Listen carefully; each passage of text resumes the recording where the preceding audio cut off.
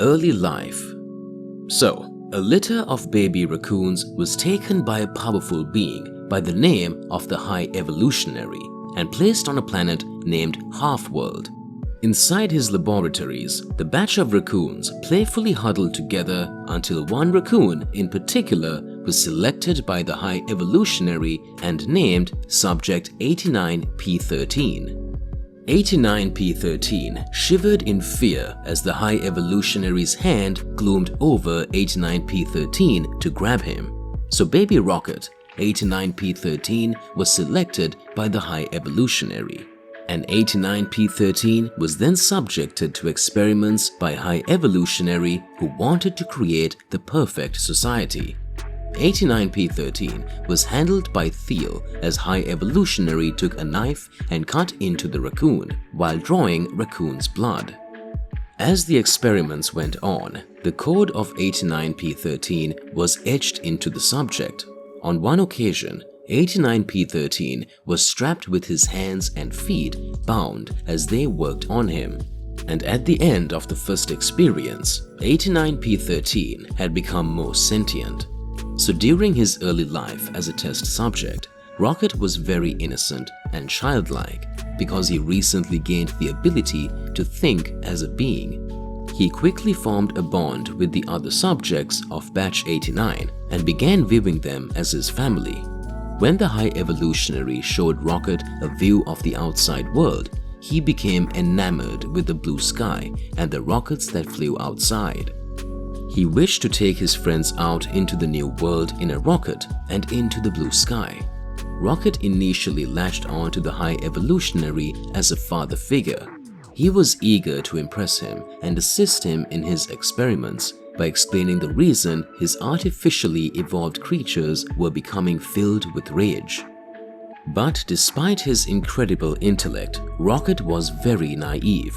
Rocket did not realize the High Evolutionary regarded Batch 89 as a group of failed experiments, and he had assumed that the High Evolutionary would take them all to the new world. But upon learning of his intention to incinerate Batch 89, Rocket attempted to free himself and the others so they could escape. Unfortunately for Rocket, the High Evolutionary had anticipated this and killed Lila before she could escape. Her death caused Rocket to furiously maul the High Evolutionary's face. Upon the rest of Batch 89's death, Rocket blamed himself for not being able to save them and closed himself off from relationships so he wouldn't be hurt again. However, upon meeting Groot, Rocket started to open up about relationships again as they became best friends. Relationship with the Guardians. So despite his tough demeanor on the outside, deep down, Rocket is incredibly lonely and carries overwhelming pain over the experimentation that was performed on him before he was a mercenary. He covers his insecurities well, but once he is drunk, he becomes very emotional and, if possible, even more violent. Speaking of how he did not ask to be made into what he believed was a little monster, implying that what the experiments done to him were torturous.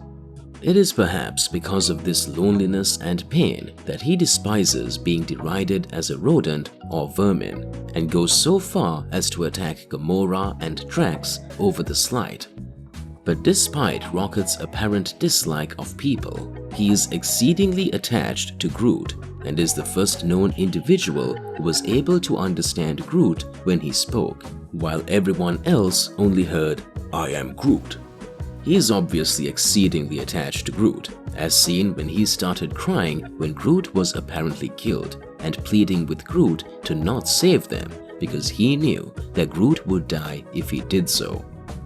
His grief over Groot's apparent death led him to angrily charge at Ronan, who was armed with his universal weapon and the Power Stone, while he himself was completely unarmed. It was also in this moment of vulnerability that he was comforted by Drax the Destroyer, which he initially flinched at before accepting the caring gesture, showing that he was not used to such gentleness or kindness. He also became very protective of Groot's offspring, caring for him in a fatherly manner, and later he collapsed to his knees while sobbing when baby Groot was erased from existence by the Infinity Gauntlet. Over time, as he got to know his fellow Guardians better, he became much more protective of them. An example of this was when he, Groot, and Yondu escaped the Eclector and were going to save Quill. He initially insisted that he wanted to save Quill strictly because he wanted to prove that he was better than him. But Yondu managed to break through to the core of what Rocket is truly like on the inside, saying that they are the same type of person in the sense that, while they genuinely care about the people around them, they refuse to show it out of fear and insecurity.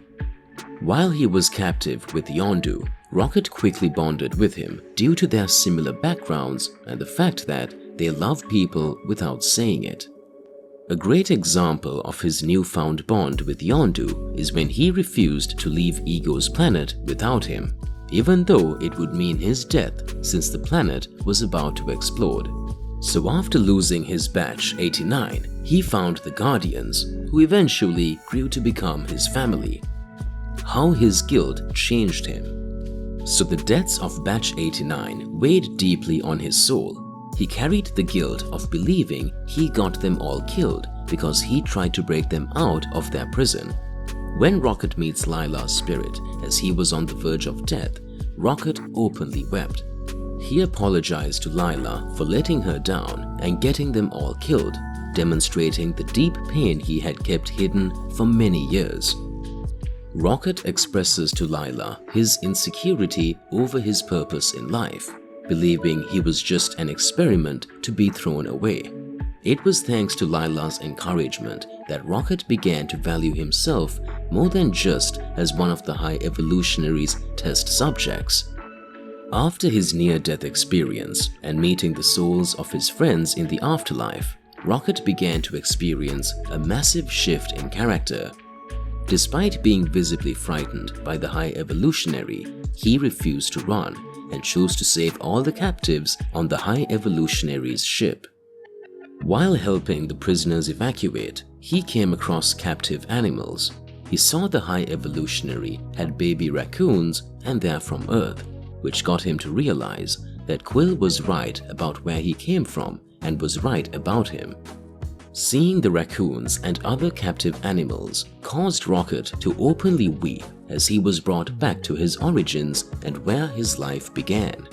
From this, Rocket was finally able to accept both his past and his identity as a raccoon. Due to his emotional development, he ultimately chooses not to kill the High Evolutionary in cold blood. When Drax asked him why, Rocket replies that he's a guardian of the galaxy and needs to be better. When the other Guardians attempt to leave, Rocket refuses to leave the other animals behind and helps them evacuate. Through this, he achieves personal redemption by freeing the animals when he had failed to save his friends during his childhood. It was also because of his newfound maturity that Quill chooses to entrust Rocket as the new leader of the Guardians of the Galaxy. As the new leader of the Guardians of the Galaxy, Rocket is a very affectionate and effective leader. He bonds with the new members over their favorite music and artists. He also becomes significantly more empathetic. He admits to Phyla that he feels some guilt for killing the wild animals invading hostile villages, but knows that there's no one else who can protect them. This demonstrates how he has moved past his greed and self-deserving desires and changed into a heroic, empathetic, and strong-willed leader who fights to protect the innocent. What's unique in his physiology? Due to the modifications done by the High Evolutionary, Rocket possesses genius intellect that rivals renowned scientists such as Tony Stark and Bruce Banner. Rocket's genius intellect was present even as a child.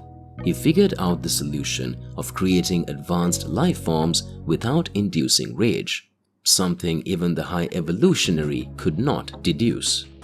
Rocket's cerebral cortex was genetically enhanced, meaning that unlike other members of his species, He has a cognitive and intellectual equivalent or superior ability to the most sensitive species in the galaxy. He can talk and communicate with other species, as well as perform extremely complex tasks.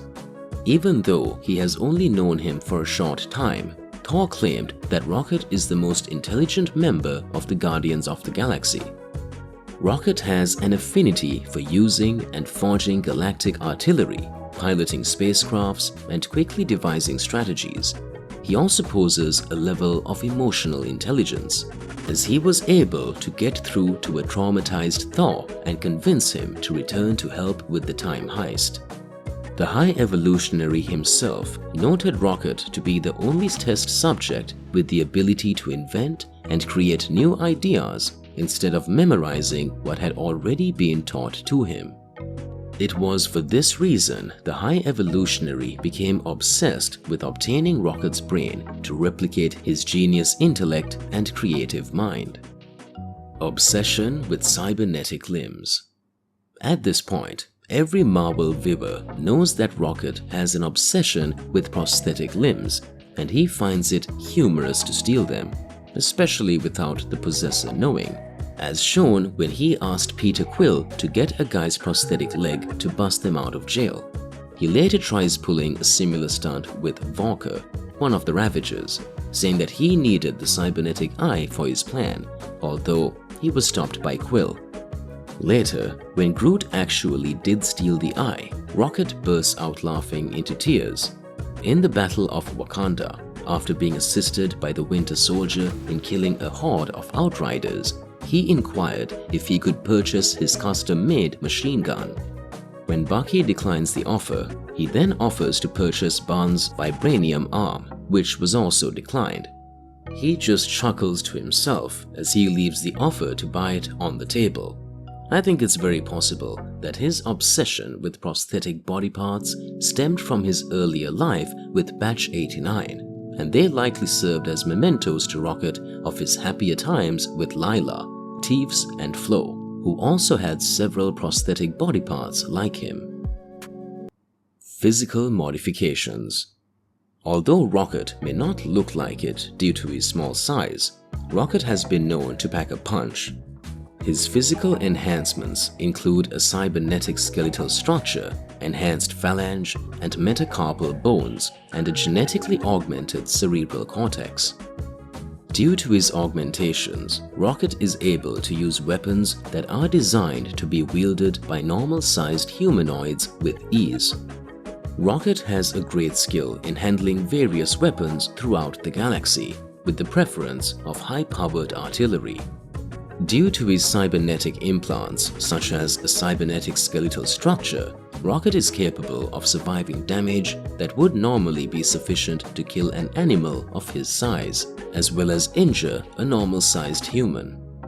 He has been attacked with enough force to knock him back several meters and only suffered minimal injury. Rocket's entire skeletal structure is cybernetic, allowing him to move more like a human and still be as agile as a raccoon. Rocket can see, smell, and hear better than any raccoon possible. This potentially helps him detect approaching enemies, as he was able to hear Yondu's Ravager clan's footsteps so that he could put on traps for them. So yeah, that's all for this video, and thanks for watching.